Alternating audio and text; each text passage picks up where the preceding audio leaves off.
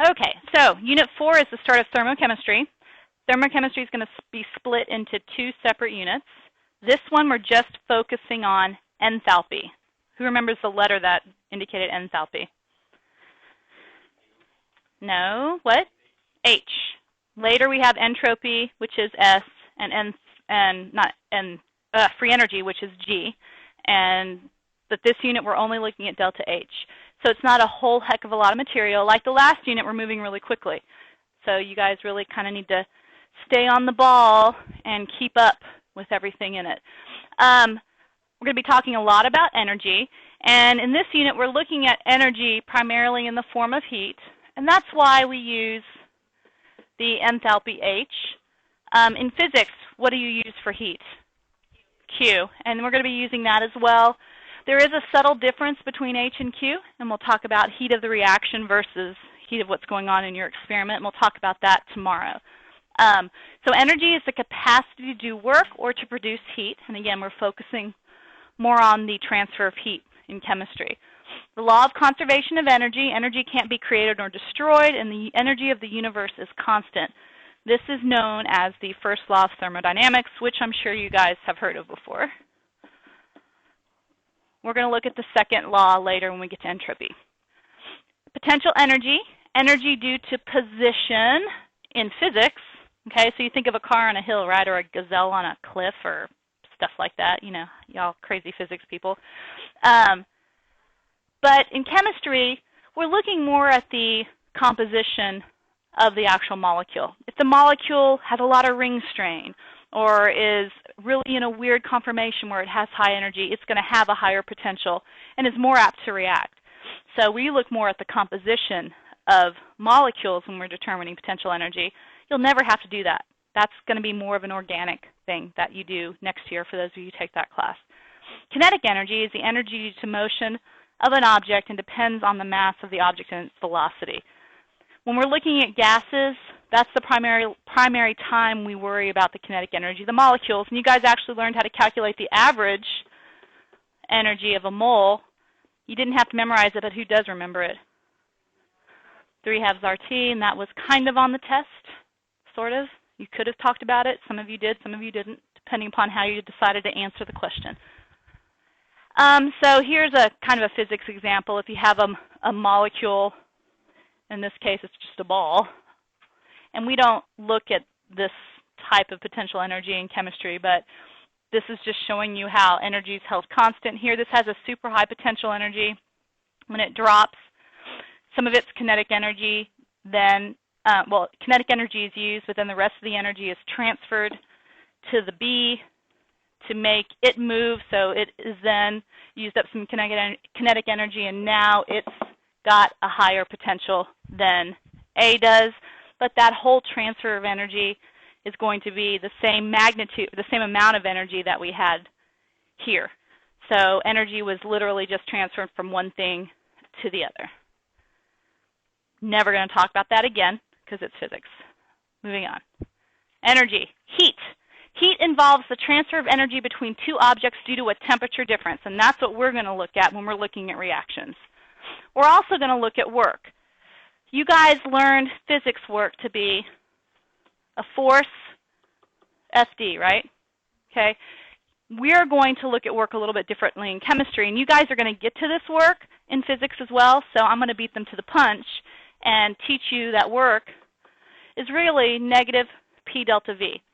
How does chemistry, how do molecules do work?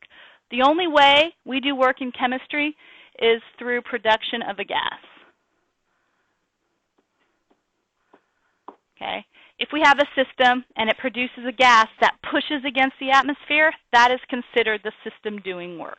And again, that's the only way we do work in chemistry is through gas production.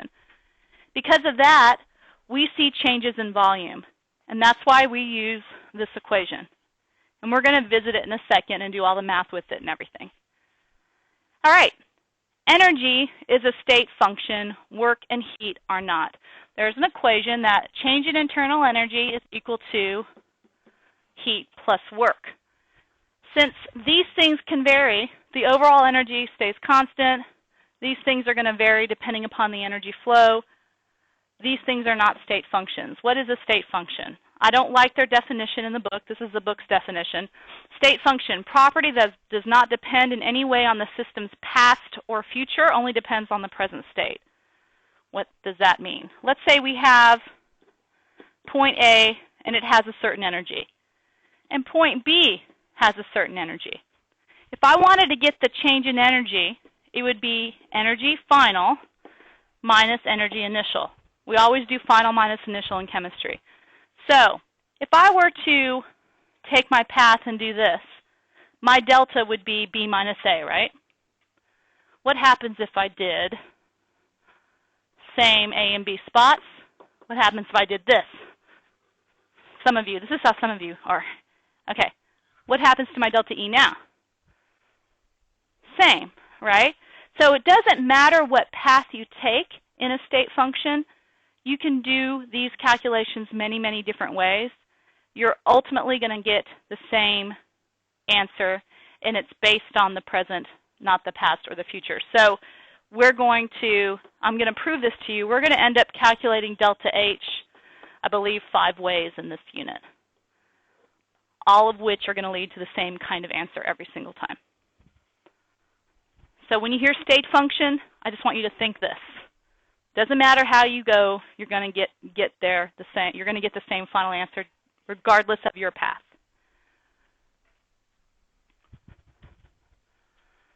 All right.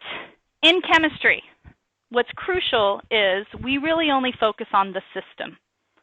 In physics, they talk a lot about the surroundings. Have you done any surrounding stuff yet? System and surroundings. Again, that's when you get to your gas laws unit in physics. You talk about that. But we only look from the perspective of what's going on in the beaker, from our system. And then whatever happens to the system, the opposite thing will happen to the surroundings. But we only look from the perspective of the system. They really, really, really use surroundings a lot in physics. So the first thing we look at is our Q, or our heat. And you need to be able to tell the difference between endo and exothermic. Endothermic heat flows into a system. The way I remember, endo starts with an EN, enter starts with an EN.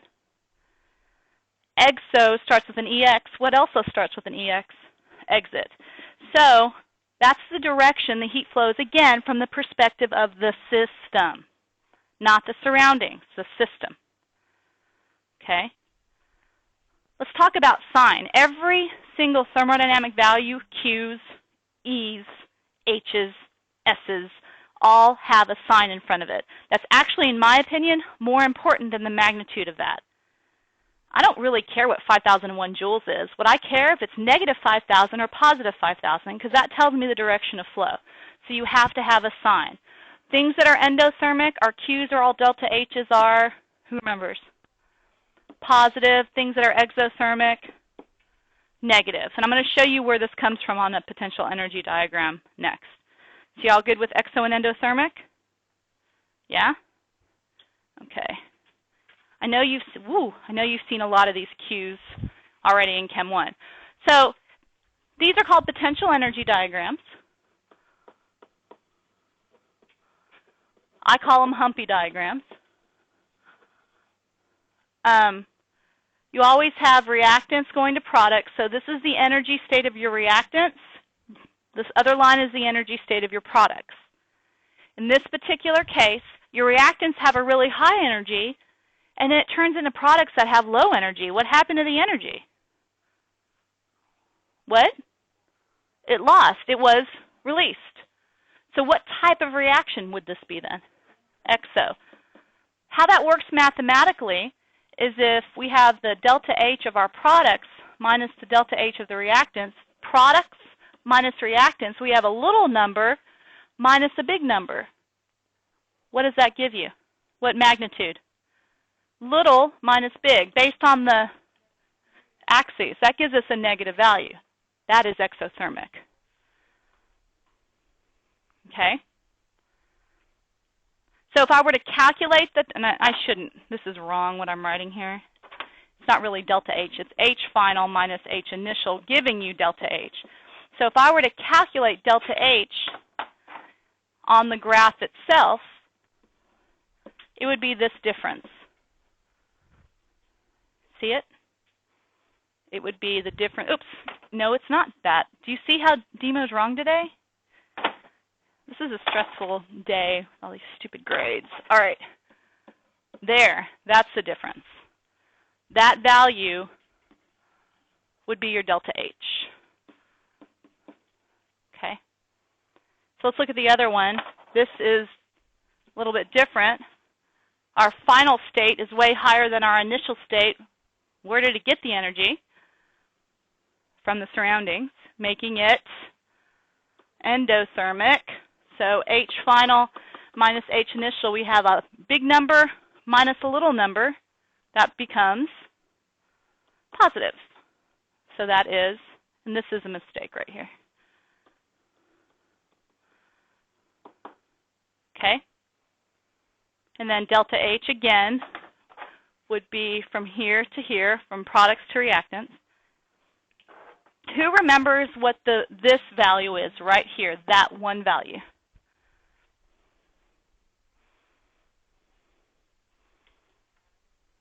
Now, it's not, I know why you're saying the catalyst. That's not what it is, though. Well, getting there. Not maximum energy. It's the energy of what we call intermediates. Specifically, what the term they used in Chem 1 was the activated complex. Do y'all remember that? What that is when the reaction starts, you have collisions, and sometimes you make intermediate products that are temporary, and those are at an energy. We have to reach that energy in order for the reaction to proceed. So if I asked you then, what would the activation energy be, meaning the energy to get to the activated complex, how would you find it on this graph? Difference between the activated complex and the energy of the reactants, exactly. So this is your energy of activation. That energy activation is the minimum amount of energy required to make this reaction go. If you don't have that much energy, the reaction is just going to sit there. It's kind of like iron rusting. It happens, right? What can you tell me about it? Is it fast?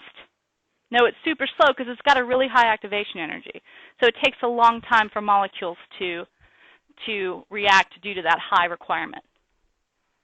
Okay? All right, so the activation energy here would be, the energy of activation would be the difference between here and there. That has a lot higher activation energy. Activation energy is not really what we're going to cover in this unit because that's more of a rate thing. Do you see how a higher activation energy might take longer to run than a lower? Like imagine running those two hills from left to right. Which one's going to take longer? The one on the right. Okay. Yes? What longer? Because it's always from reactant to the top. So these reactants have lower energy from the get-go. So even though the activated complex might be at the same energy, the difference between the reactant energy and that is much different. Okay? So that's our Chem 1 review. We good with that? Let's move on and practice a little bit. This is confusing. Some first period was a little confused. Well, I was actually confused too because they started saying things that made me think hard and my brain started to hurt and I got confused. Is the freezing of water an endothermic or exothermic process? Now you have to look at it from the perspective of the water. The water is liquid and then the water becomes, I'm going to try a three-dimensional object here. Oh, whatever, close enough. There's my ice cube. So, liquid to solid, this is freezing of water. Endo or exothermic? What has to happen to the water? It has to lose heat in order for this to freeze up, right? So if it's losing heat, it is exo. Some people's brains are blowing up when they think about that because what are you thinking? You're thinking you have to put it in a cold, like you're thinking the opposite. And why you're thinking the opposite is because you're thinking from the perspective of the surroundings. All right? Molecules are moving around rapidly. For them to become solid, they have to slow down, and energy has to be lost. That makes this an exothermic reaction. Got it?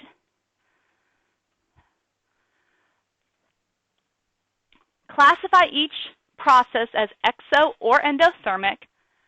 Explain. The system is underlined in the example.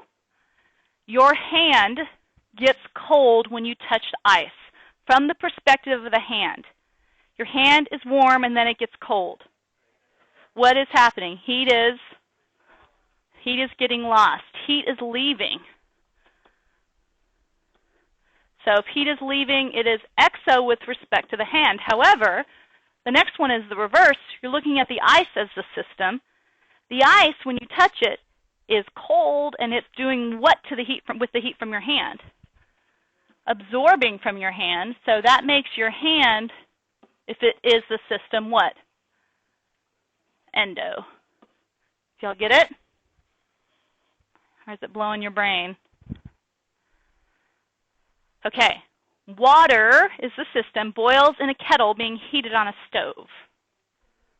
Endo. Why? Heat is being added to the water. The water is absorbing heat. The heat is entering the water, so it's endo. Water vapor condenses on a pipe. Exo, because water's floating around all happy liquid-like, and then in order for it to condense, heat has to leave. So heat leaves the water for it to condense, so it's exo. Oh, ice cream. What's ice cream? Endo, because it's melting, right? So it's going to absorb the heat to melt. Somebody wake Raheel up a little bit. Shake him. Yeah, I could tell. Resting your eyes. Oh. Oh, boy. It's all you darker people I can't see. Go Westlake. Go Sheps. All right. For each of the following, define a system and its surroundings and give the direction of each transfer. Okay. Methane is burning in a Bunsen burner in a lab. What is the system? Methane is our system. That flame, then, that the methane is burning in is your surroundings. I'm going to go further here and write surrounds, flame. That is our surroundings. So which way is the heat flowing? Into the methane. So the system into the methane makes the methane endo, right? Water drops sitting on your skin after swimming evaporate. What are the water drops? The system. Now, I'm going to go so far, because I'm a cyclist, I'm going to go so far and say, hey, your skin is the system, but if you're running around after or you're doing something, the air kind of plays a part in that too, right? So I'm going to say skin and the air around it are all the surroundings. All right? So the system, what's happening? The system is getting rid of or absorbing the heat. If it's evaporating, we know that water has to be absorbing. So the water then is endo, correct? Absorbing. The heat is entering the water. So y'all pretty comfortable with system versus surrounding? In chemistry, we only look at the system. So what? Right. Yeah. And again, it depends on where you're looking, but yeah. The study of energy and its interconversions is called thermodynamics. The conversion of energy is often called the first law. We already talked about that. Thanks, repetitive PowerPoint. This is going to be an important equation. This will always be provided for you. I will never make you memorize it. Kind of like I did on the last test, I put stuff up on the board, but you're going to be expected to know how to use it when I give it to you. Delta E is your internal energy, your change in internal energy, and it's based on Q and it's based on W. We already know Q. If it's positive, it's what? endo, and if it's negative, it's exo. But what about this whole work thing? I said the only way a system can do work is to produce a gas. That's the only way in chemistry. So let's say I have a beaker here, and I have a balloon, and I start a reaction that produces more gas. What happens to the balloon? Ooh, it gets bigger, right? So my work final is bigger than my work initial. This is the system doing work. You're going to have to memorize this, what I'm about to tell you. I don't know how else for you to do it, but to memorize it. But the way I'm going to tell you is going to be really easy. So if the system does work, it's going to be either positive or negative, just like we have a positive and negative endo and exo. Which is it? You guys are the system. You have a lot of work to do. Is that a positive or negative thing? You have a lot of work to do? That's positive? Okay, ignore him. You have a lot of work to do, positive or negative? Negative. So if this is just by definition of work, if the system does work, in this case our system is doing work, that's going to be negative. If work is done on the system, like you guys go and get your ugly mugs fixed with plastic surgery, get some work done on you, is that a positive or negative thing? That's pretty positive, for me at least, because I don't have to look at you. You're better looking. All right? So if the system does work, it's a negative thing. If the work is done on the system, it's positive. So that's just how to remember it. So let's apply this. This is just a reiteration. For all our stuff in this unit, you have a magnitude and a sign. Don't fight with me when I mark your problem wrong because you didn't put the sign on there. You have to have a sign. All right? Be sure to write it down. The sign reflects the system's point of view. We already talked about this. Endothermic is positive. Q is negative if it's exothermic. And here's a little picture showing energy leaving. That's exo. Energy coming in. That's endo. Okay? So we already know all that. Again, repeat, repeat, repeat. A system does work. It's negative. Work done on the system, it's positive. Repeat, repeat, repeat. More repeat. Now, the way we calculate work is negative P delta V. I know you guys knew work in physics as something like that, right? Well, we are looking at it in terms of gas laws because, again, the only way that we do work in chemistry is through the production of gas. So we need this whole P delta V thing. You will be using this in physics, and I think they still have you memorize your physics stuff because they haven't had the exam change yet. So for those of you in physics, you might as well memorize it for me because you're going to have to know it for them anyway. So it's a useful little equation to know. Work is negative P delta V. Now let's talk about units. Work, energy, heat, all in units of what? Joules, okay? But when you guys do pressure, you're probably giving me atmospheres, and when you do volume of gas, you're probably going to give me liters. So what we need is some way to get from latums to joules. And this is the conversion factor. Every 1 latum is equal to 101.3 joules. Where have you seen latum before? The R, 0.0821, right? 8.14 to, is it 8.14? 8.3, 8.14, right? 8.314? I always mess that up. 8.314 compared to 0.0821. This was the conversion between those numbers. So if you want to try it out, that's how one number became the other. It was through that conversion. So those R's are actually the same thing. They're just in different units. So what we're going to do is be able to calculate work and convert it if we need to joules. So let's look at this. Which of the following performs more work?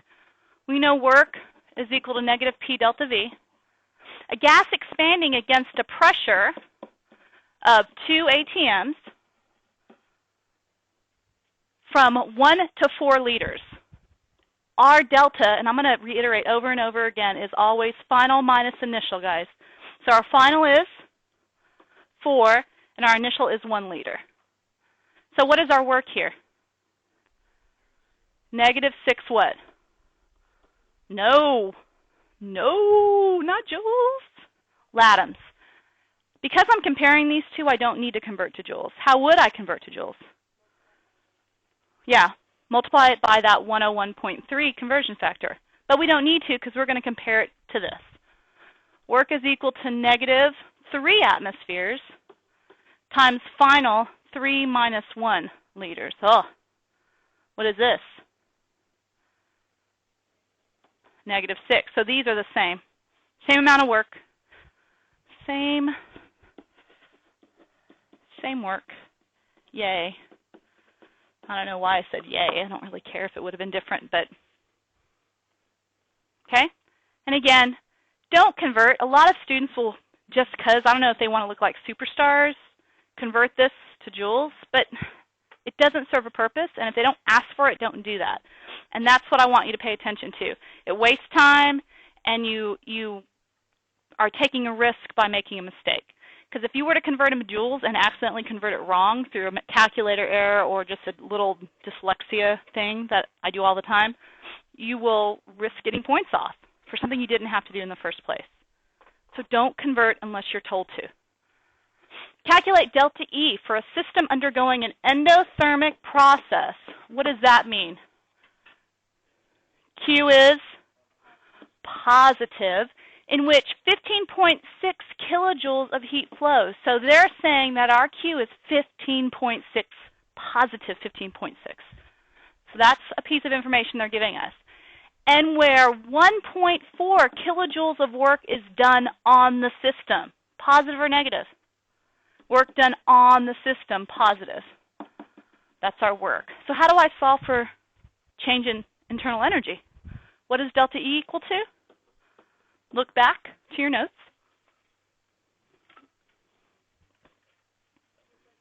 Q plus W. Do I have everything I need?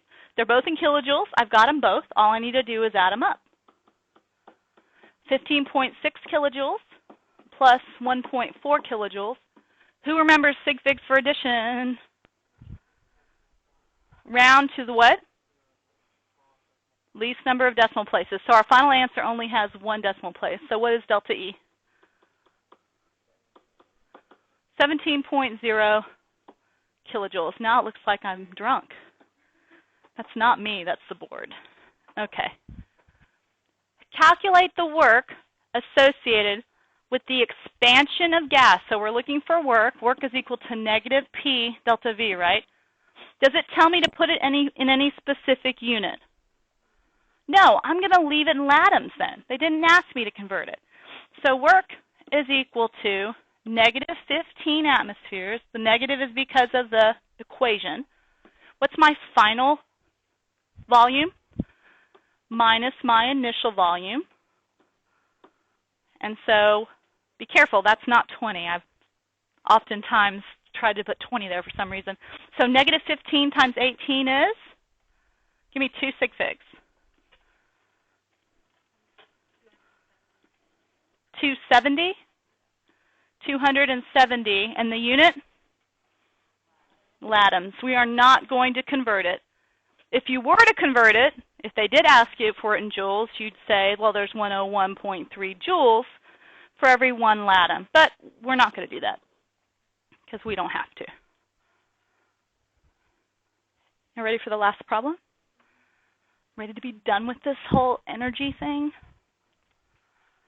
Oh, no, we're not done. We got to practice this real quick. Determine the sign of delta E, the internal energy, for each of the following with the listed conditions. Okay.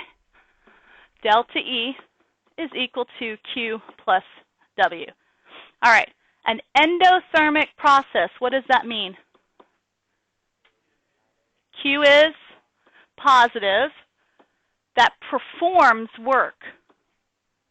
Chris, it's performing work. Is that a positive? Okay, good. Negative W. Now, we have got, I'll put positive Q here. If work is greater than heat, they're talking about the magnitude of that number. If this number is greater than that number, like say like this is 50 and this is 60, they're not saying bigger on a number line. They're saying this is negative 50, no, this is negative 50 and that's positive 40. That's what they mean. Would the delta E be positive or negative? Negative. So delta E would be negative. What if work was less than heat? What if the heat was greater? All right, those are those two conditions. Now we're going to look, work is done on a gas. What does that mean? Work is done on the system. Positive work, and then Q, exothermic. So if work was greater than the heat, positive delta E. If work was less than the heat, so we had more heat, negative delta E. Don't think of the number line, think of the magnitude and then the sign. It's opposite the number line. In other words, negative 60 is more heat released than negative 30. Does that make sense? Even though negative 30 is a larger number on a number line, negative 60 is more heat released because that negative only tells you direction of the 60 kilojoules. Yeah? That's important. All right, last problem. A balloon is being inflated to its full extent by heating the air inside of it. So the balloon is doing work, right? If the balloon is doing work, what can we predict the value of work to be? It's doing work, so we're predicting it's negative. The volume changes from 4.00 times 10 to the 6, so that's volume initial, to a 4.50 times 10 to the 6, that's volume final, by the addition of that many joules. What does that mean the sign is? We're adding that to the system. Positive, it's endo, 1.3 times 10 to the 8th joules of energy as heat. Assuming the balloon expands at a constant pressure of 1 atm, calculate the delta E. So there's all our information. We got to find delta E. We know that delta E is equal to Q plus W. Do I have either of those things at this point? Yeah, I have Q. So I've got delta E is equal to 1.3 times 10 to the 8th joules plus. So right now I need to figure out work. What was work equal to? Negative P delta V. Negative. All right. Pressure, they said, was a constant of 1 atm. Final volume. I'm going to say 0.5 times 10 to the 6. Are you okay with that? I'm doing a subtraction. Seriously, I know that's not scientific notation, but are you good with it? All right. This is liters. What does that give me? 5 times 10 to the 5th, right? No? I can't do math. Is that 5 times 10 to the 5th? Yeah? Okay, 5 times 10 to the 5th latums. But it's negative. Thank you. Negative 5 times 10 to the 5th latums. Can I add that to, can I put it in there and add? Nope. Got to convert to what? Joules by multiplying with 101.3 joules for every 1 latum. So what is my new appropriate unit, or my appropriate joules of work?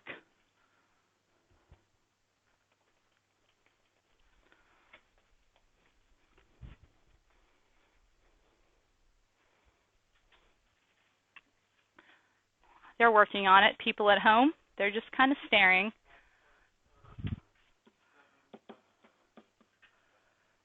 Times, should it be negative 5.07? Negative 5.07 times 10 to the negative 7th? No, 10 to the 7th, okay. Times, so anyone else agree with that? Everyone agree with that? Okay, so now we can add that into our 1.3 times 10 to the 8th joules plus negative 5.07 times 10 to the 7th joules. It's going to give us an overall positive joules, internal energy of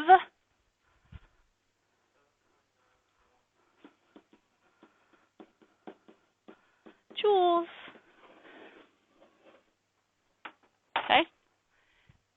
So basically, enough energy was provided for the system to create that work. So the system was capable of doing the work because it had enough stuff put into it. We good? All right, so tomorrow we're going to hit Hess's law and calorimetry, and we're going to get big time into chemistry thermodynamics. I'm about to hand back your test.